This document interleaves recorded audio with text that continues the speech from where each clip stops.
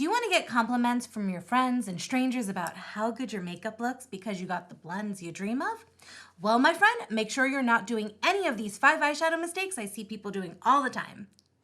By the way, I'm Donna. I'm a professional makeup artist and educator with over 15 years of experience, and Beauty University is my online makeup school where you go to learn practical techniques to level up your makeup looks. Let's jump right into those mistakes so I can tell you what to do instead. Number 1, so much emphasis on learning and perfecting eyeliner. When I ask people what they want to learn, eyeliner is always first. When I do someone's makeup and ask them what look they want, it's always eyeliner because they can never get it right. They're hung up on it, and I get it.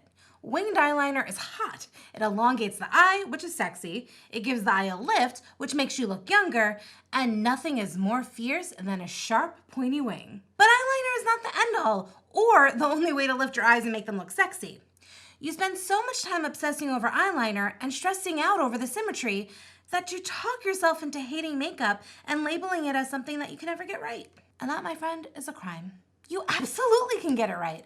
And I'm gonna let you in on a secret. Most pros struggle with eyeliner and symmetry too.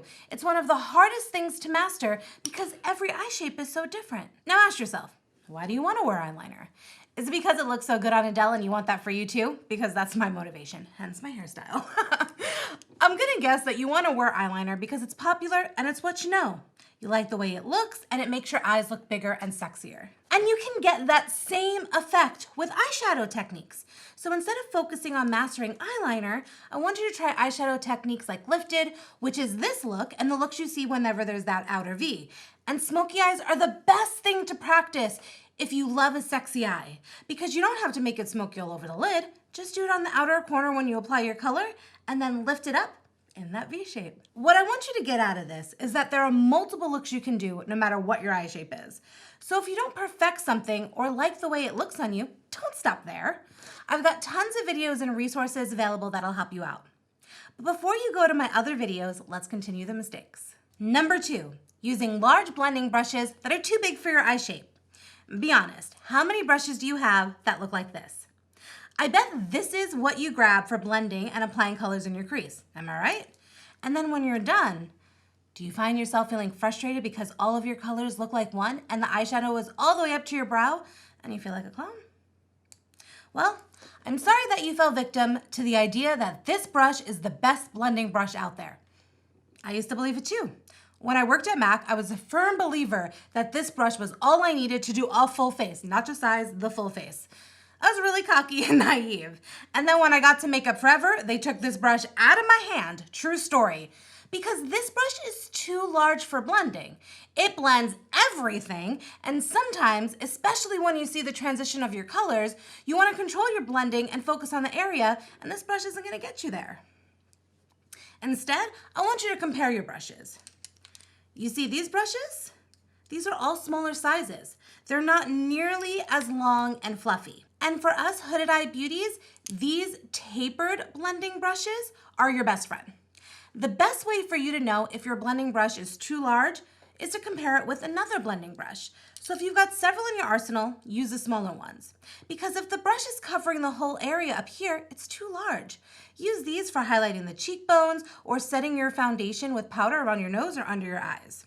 But sidebar, only a little powder. We don't bake at Beauty University, but that's a mistake for another video. Back to eyeshadow brushes. If you're watching this video when it first comes out, you're in luck because I'm teaching a free masterclass on eyeshadow brushes next week. I'll tell you more about the details in a little bit, so stick around because you definitely do not want to miss that class. Mistake number 3, not putting eyeshadow on the hood and filling up all this space. This one makes me sad because I see so many gorgeous people feeling insecure about their makeup looks because they can never see their hard work with their eyes open. And then they think they're helpless with makeup. They're not, and you're not. Most of us with hooded deep set eyes have a lot of space from the lid to the brow. This is prime real estate for eyeshadow, my friend. Oh, and a bonus mistake is thinking that you don't have a crease because you have a hooded eye. That is not true. Everyone has a crease. It's this hollow area right below your brow bone. This is your crease, and it's on top of your hood. So when you're applying your makeup, I want you to keep your eyes open so you can make sure you like the placement that you're doing. My favorite shades to put in this area are normally neutral transition shades or light pinks and lavenders when I'm feeling romantic, or today when I just wanted to wear green. Transition shades are great to put in your crease though because it'll contour your eye, which is going to give it more definition and make it look bigger. Neglecting all this area can make your looks look incomplete and make your eyes look smaller because you put product on your lids but nothing up here. So what happened is that all this area is highlighted by contrast since the colors on your eyes are probably darker than your skin tone. So your eyes are pulled back looking smaller and then the hood ends up being more pronounced. Instead, if you contour the eye with a transition color in your crease, put a light color on your lid and a light color on your brow bone, you're gonna give the eye structure and definition, which is gonna make them pop. Number 4, using the same brush to blend as you use to apply. Just like we talked about in mistake number 2, this is another sure way to get a muddy mess with your colors and feel like you look like a clown. If you apply a navy blue in your outer corner with this brush, and then you go back and forth to blend it with like a windshield wiper, you're going to keep applying more and more color and your makeup is going to get bigger and bigger, and then you've blended so much, you've gone past your eyebrow. If your goal is to get clean, flawless makeup looks, I want you to start practicing and making it a habit of applying your colors with one brush and then using another brush that's completely clean with no product on it to do your blending. It can be the same type of brush, but it shouldn't be the same brush. This is also the go-to way for getting a gradient fade of your eyeshadow colors. When you come to my masterclass, we'll be diving deep into the different types of brushes and what each one does, so keep holding on. We only have one more mistake to go before I'll tell you how you can sign up for what's bound to be an epic masterclass. And if you're watching this a year from now and you're like, damn Donna, how are you hyping up this class and now I can't go? DM me, friend, because most likely I'll have something going on that can help you understand makeup brushes. Mistake number 5, which is one of my biggest pet peeves. Doing windshield wiper movements for applying and blending. Everyone does this. Everyone teaches this. I used it too when I worked at MAC, and then again, Makeup Forever came in and was like, cut that out, you're making a mess. So obviously some people have a lot of success with the windshield wiper moment, which if you don't know is when you take a brush and you go back and forth to apply or blend. But this doesn't give the product a place to sit. It also creates fallout because you're going back and forth quickly and the shadow is just gonna fall off your brush. Plus, when you're windshield wiping this way, you're probably going too far down with your shadow, which is gonna end up pulling your eyes down too. Hooded eyes already have a problem with their eyes looking droopy because of this hood. So if you go too low with your shadow, you're gonna emphasize the droopiness of that hood. I don't want you to do that. Instead, when you're doing your makeup, ask yourself, what's your goal? Where do you want certain colors to go? So for hooded eyes, if you want your eyes to look more lifted, you're gonna wanna have your color be defined in this area right here, not all the way at the corner, right here. And you want less saturation of the color as you go towards the inner part of your eye. Now this is called purposeful blending and creates movement in your makeup and gradual fades of color. So like I said, when you're applying your makeup, ask yourself, where do you want the most impact and intensity of product? So if you want the outer corner to have the most intensity, you're gonna put your brush first on the outer corner of your eye and stretch it over to where you want the color to stop. Then you're gonna lift your brush up and go back to your starting point and repeat. This is also known as directional blending. So when you're applying your makeup, I want you to ask yourself, where do you want the most impact and intensity of product? So if you want the outer corner to have the most intensity, you're first gonna put your brush on the outer corner of your eye and stretch it over to where you want the color to stop. And then you're gonna lift your brush up and go back to your starting point and repeat. This is also known as one-directional blending and is one of the major makeup principles. Okay, I have one bonus mistake and it's the most important one. You give up. When I see people saying that they want to give up on makeup, it really breaks my heart. Because immediately I'm like, no, let me help you. You can do it. Because you can do it. Makeup is easy. I promise you, hear me out.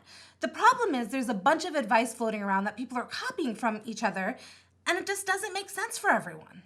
It's true, there are no rules to makeup outside of color theory, but there are techniques that will make things easier for certain eye shapes than others. And that's why I'm here. That's my purpose, to share these techniques and teach you the fundamentals and principles about makeup so you can go and create whatever look you dream of.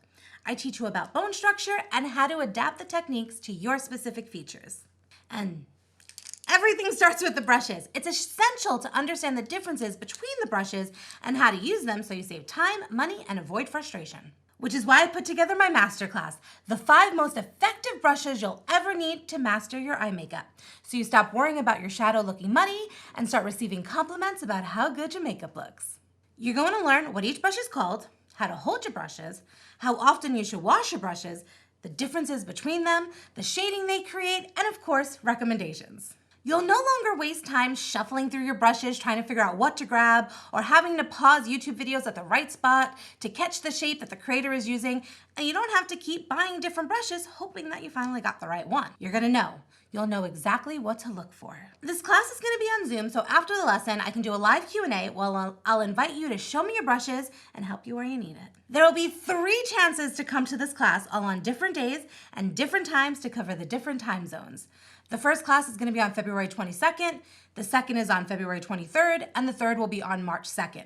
So RSVP to the class that's best for you by clicking the link in the description box below. I have a few other surprises that'll be announced during the masterclass, and trust me, you'll kick yourself if you miss out. If you're serious about learning proper techniques to take your makeup to the next level, I'm your girl.